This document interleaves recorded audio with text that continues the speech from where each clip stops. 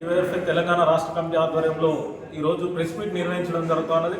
ఈ press meet ముఖ్య ఉద్దేశం తెలంగాణ రాష్ట్ర ప్రభుత్వం అసెంబ్లీలో 2026-27కు సంబంధించినటువంటి వార్షిక బడ్జెట్ని ప్రవేశపెట్టబోతా ఉన్నారు.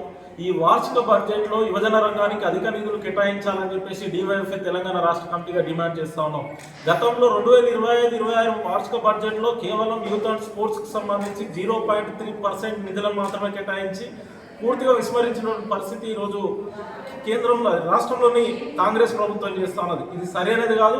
ఒకవైపున పెద్ద పెద్ద ప్రకటనలు ప్రగల్భాలు పలుకుతున్నటువంటి తెలంగాణ రాష్ట్ర ప్రభుత్వం యువతకు అదేవిధంగా క్రీడాకారులకు నిధులు కేటాయించడంలో నిర్లక్ష్యం చేస్తా ఉన్నది.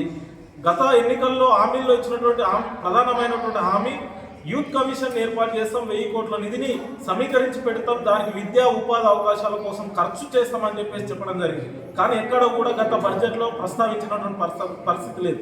అదేవిధంగా ముఖ్యమైనటువంటి ఎజెండా ఉన్నటువంటిది ఈ రాష్ట్రంలో ఉన్నటువంటి నిరుద్యోగ యువత అందరికీ ఉద్యోగ ఉపాధి అవకాశాలు కల్పించేంత వరకు కూడా ప్రతి నిరుద్యోగికి 4,000 రూపాయల నిరుద్యోగ భృతి ఇస్తామని చెప్పారు.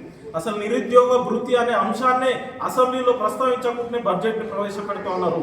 సరైనది కాదు. ఈ బడ్జెట్లో ప్రతి ఒక్క నిరుద్యోగ యువతకు అందరికీ కూడా ఏదైతే ఇస్తామని 4,000 రూపాయలు చెప్పారో ప్రతి ఒక్కరికి కూడా 4,000 రూపాయలు ఇచ్చే విధంగా దానికి అనుగుణంగా బడ్జెట్లో నిధులను కేటాయించాలని చెప్పేసి డివైఎఫ్ఐగా డిమాండ్ చేస్తా ఉన్నాం. అదేవిధంగా ప్రతిష్టాత్మకంగా మేము ఈ రాష్ట్రంలో ఉన్నటువంటి యువకులందరూ కూడా స్వయం ఉపాధి రుణాల కోసం రాజీవ్ యువ వికాస్ పథకాన్ని తీసుకొస్తున్నాం. ఆ రాజీవ్ యువ వికాస్ పథకం ద్వారా స్వయం ఉపాధి రుణాలు అందిస్తాం, 6,000 కోట్ల నిధులను కేటాయిస్తామని చెప్పింది. కానీ ఇప్పటి వరకు 6,000 కోట్ల నిధులు కేటాయించలేదు. ఏ ఒక్కరు కూడా ఈ పథకాన్ని అమలు చేసినటువంటి పరిస్థితి లేదు.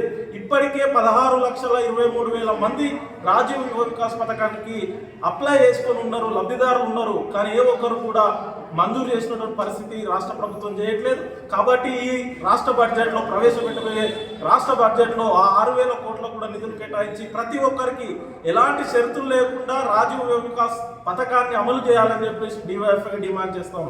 అదేవిధంగా యువ మహిళా సాధికారిత కోసం ఈ రాష్ట్రంలో ఉన్నటువంటి 18 సంవత్సరాలు నిండినటువంటి ప్రతి యువ మహిళకు ఎలక్ట్రిక్ స్కూటర్లు ఇస్తామని చెప్పారు.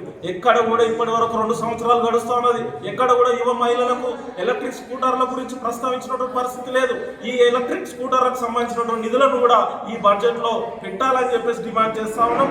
అదేవిధంగా స్పోర్ట్స్కి సంబంధించి క్రీడా రంగానికి సంబంధించి కేవలం 465 కోట్లను మాత్రమే గత బడ్జెట్లో పెట్టారు. ఇవి ఏ కోసాన కూడా సరిపోవు. తెలంగాణ రాష్ట్ర వ్యాప్తంగా రాష్ట్ర ప్రభుత్వం ఎన్నికల్లో ఇచ్చినటువంటి హామీల్లో ప్రతి నియోజకవర్గంలో స్టేడియాన్ని ఏర్పాటు చేస్తాం, ఆ స్టేడియం ఏర్పాటు చేసి క్రీడాకారులకు తీర్చిదిద్దామని చెప్పేసి చెప్పారు. కానీ ఇప్పటి వరకు అలాంటి ముందడుగు వేసినటువంటి పరిస్థితి లేదు. అందుకే తెలంగాణ రాష్ట్ర ప్రభుత్వం క్రీడా రంగాన్ని కూడా నిధులను పెంచి 1000 కోట్ల వరకు క్రీడా రంగానికి కేటాయించి అన్ని నియోజకవర్గాల్లో స్టేడియాన్ని ఏర్పాటు చేయాలి. అదేవిధంగా క్రీడా పరికరాలను కూడా అందుబాటులో తెచ్చే విధంగా నిధులను కేటాయించాలని చెప్పేసి డివైఎఫ్ఐగా డిమాండ్ చేస్తాను. అందుకోసమే తెలంగాణ రాష్ట్ర ప్రభుత్వం ఇచ్చినటువంటి ఏదైతే జాబ్ క్యాలెండర్ అమలు చేయడంలో కానీ ఉద్యోగాలను భర్తీ చేయడంలో కానీ నిర్లక్ష్యం చేస్తా ఉన్నది. ఇది సరైనది కాదు. ఇప్పుడు జరగబోయేటువంటి అసెంబ్లీ సమావేశాల్లో బడ్జెట్ సమావేశాల్లో ఉద్యోగాల భర్తీ పైన చర్చ జరగాలి. అదేవిధంగా యువజన రంగానికి అధిక నిధులు కేటాయించాలని చెప్పేసి డివైఎఫ్ఐ డిమాండ్ చేస్తున్నాం. లేని ఎడల యువజనుల హక్కుల కోసం యువజనుల వాటకై మేము అసెంబ్లీ బాట పడతామని చెప్పేసి అసెంబ్లీని ముట్టడిస్తామని చెప్పేసి హెచ్చరిస్తాము.